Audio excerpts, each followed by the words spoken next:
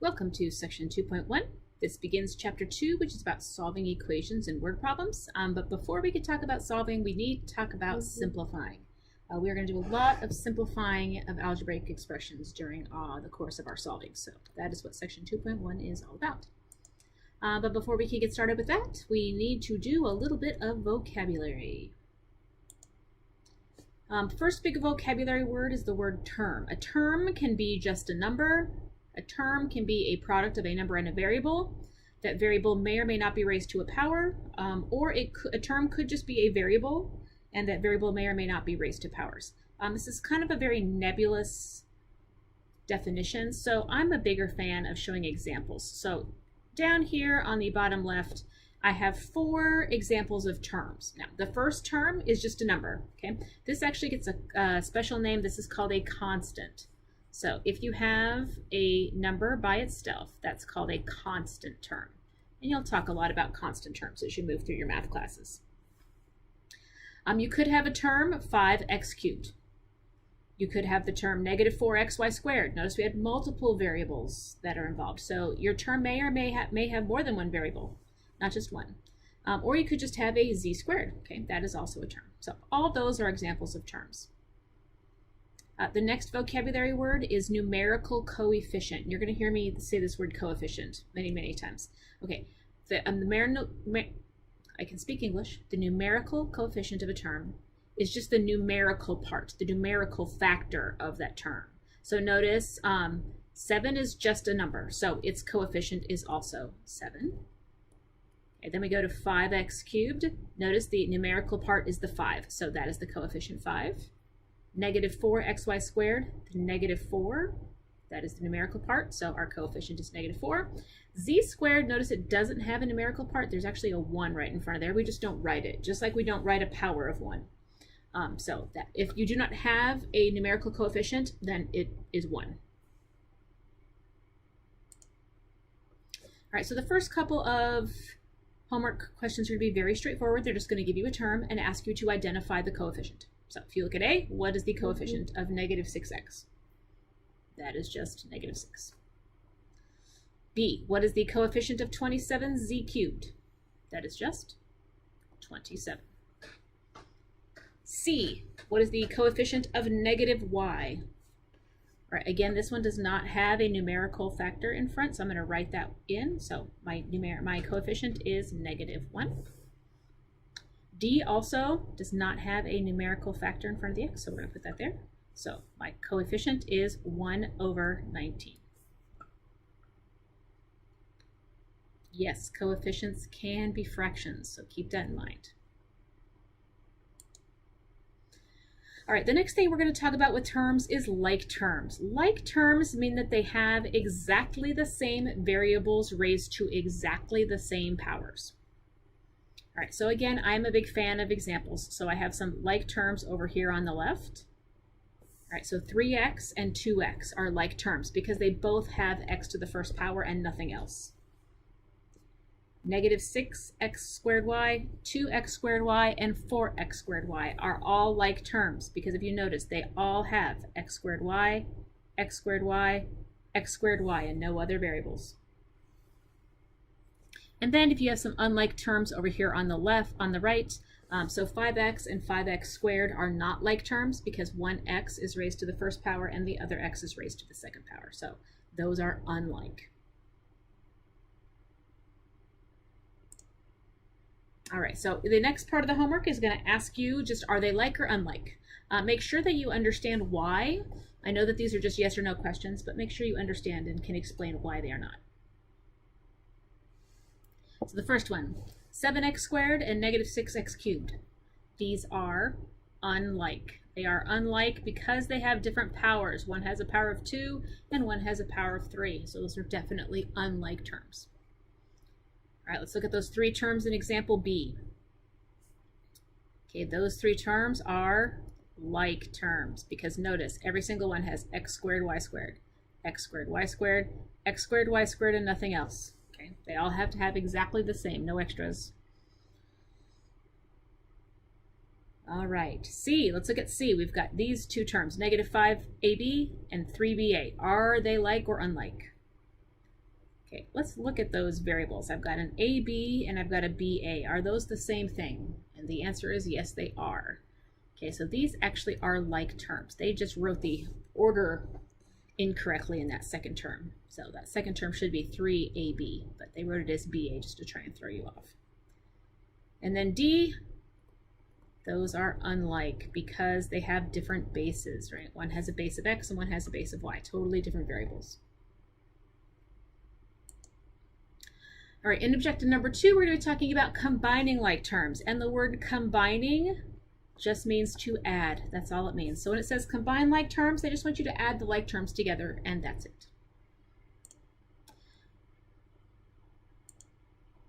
All right, so if we look at example number 3.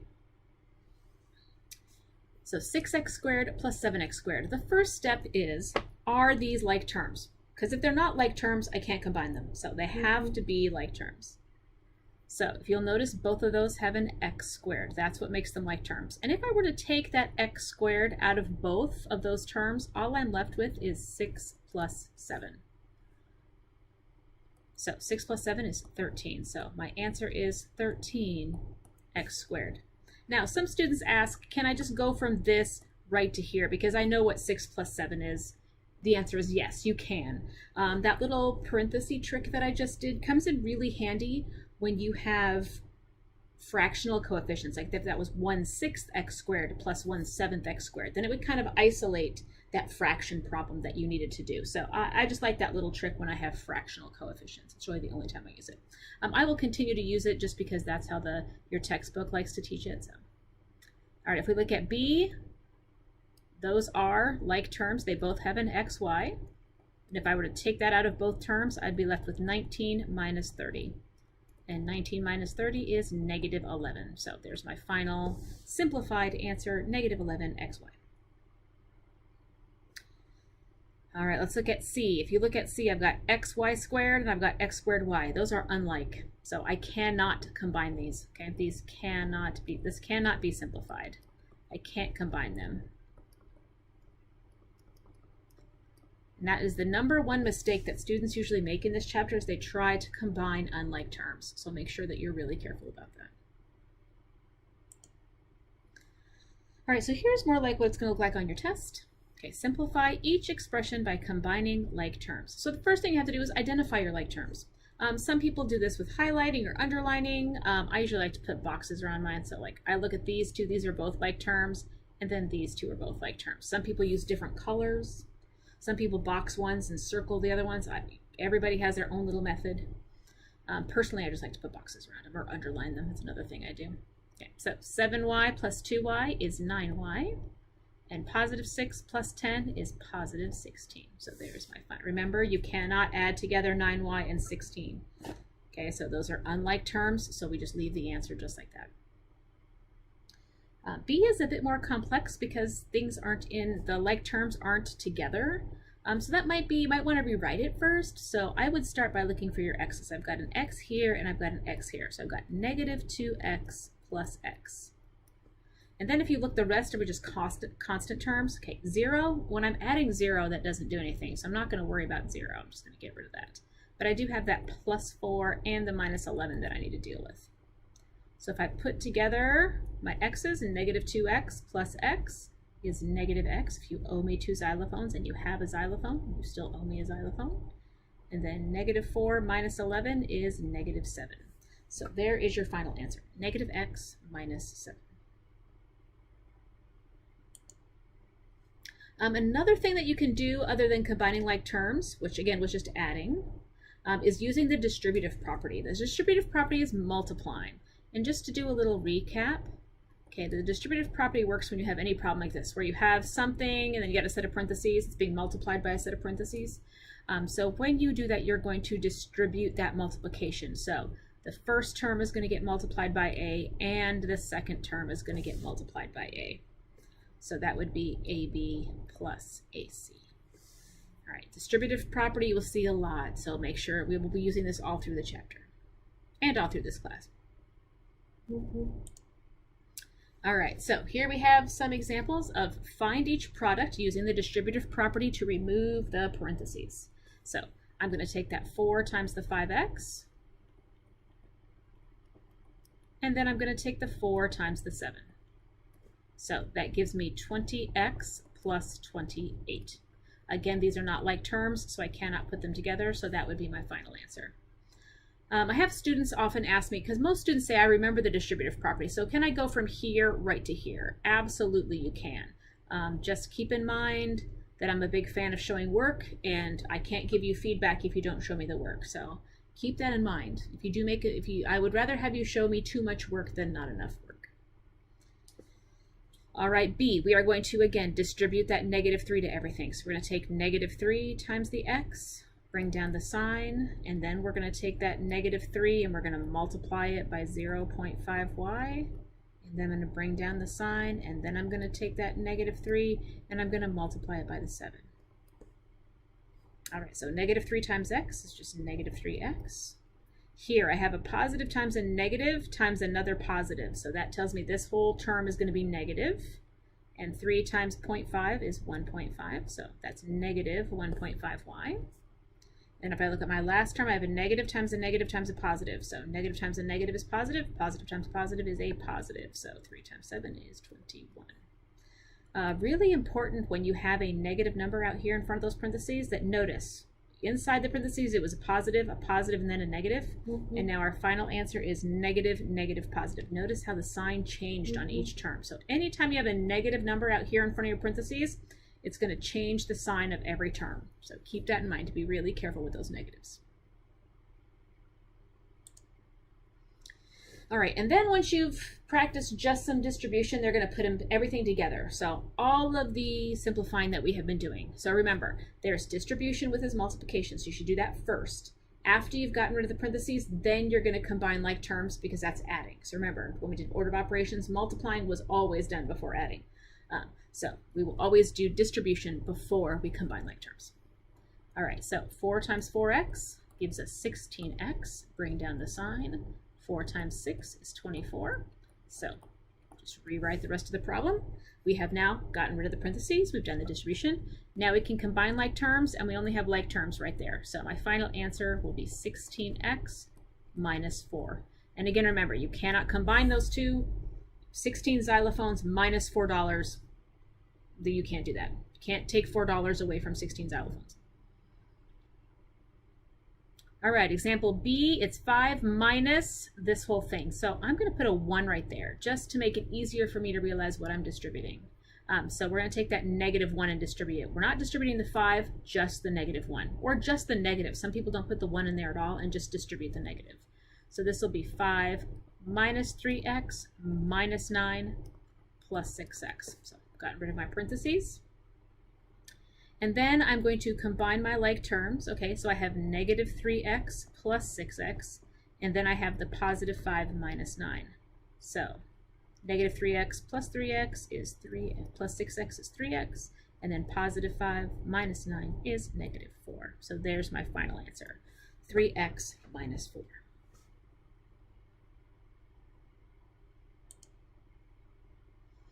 All right, so if you feel like you're ready, you can press pause and give these a try. All right, first thing I'm going to do is get rid of all those parentheses by distributing. So that's going to be -21x minus 3. And then I'm going to distribute this negative sign. So it's going to be minus 4x plus 2. All right, so all of my parentheses are now gone. And now I'm going to combine like terms. So I've got a -21x minus 4x. So that gives me -25x. And then all I have left are my constant terms. -3 plus 2 is -1. So there is my final simplified answer. I distributed, and then I combined like terms. All right, I'm going to do the same thing for D. I'm going to distribute that 11, so it's going to be 8 plus. All right, 11 times 2y is 22y, and then 11 times 9 is negative, so it's minus 99. And I notice the only like terms I have are my constants. So 22y, and then 8 minus 99 is -91. So there is my final simplified answer.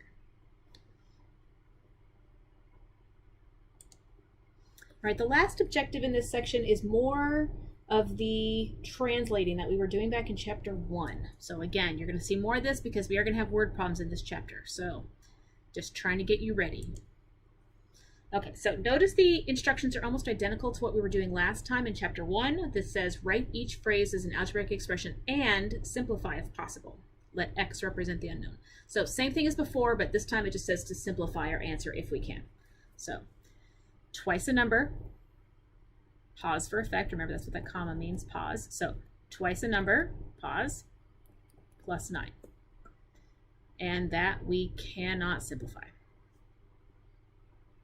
All right, let's look at B. First thing I see is 7 times a sum. So I'm just going to stop right there.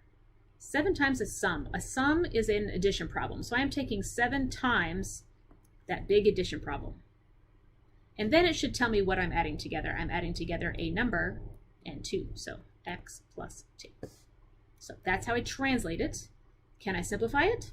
Yes, I can. I can get rid of those parentheses by distribution. So 7 times x is 7x. Plus 7 times 2 is 14. So there is your final answer, 7x plus 14. Right, here are 2 more examples. So if you want to pause and try these on your own first, please feel free to do that. All right, here we go. C, 3 times the sum. So 3 times a sum. So you're going to have some parentheses in there. And what are we adding together? We are adding together a number and 6. So x plus 6. And that can be simplified. We can distribute to get rid of those parentheses. So 3x plus 18. Those are not like terms, so I cannot combine them. So that would be my final answer, 3x plus 18. And D, the sum of a number and 2. So the sum means I'm starting with an addition problem. Okay, and I am adding together a number and 2. So x plus 2. Pause for effect. And I'm going to divide everything. So we're going to divide by 5. And I'm just going to use a fraction bar. I like that. I like using the fraction bar.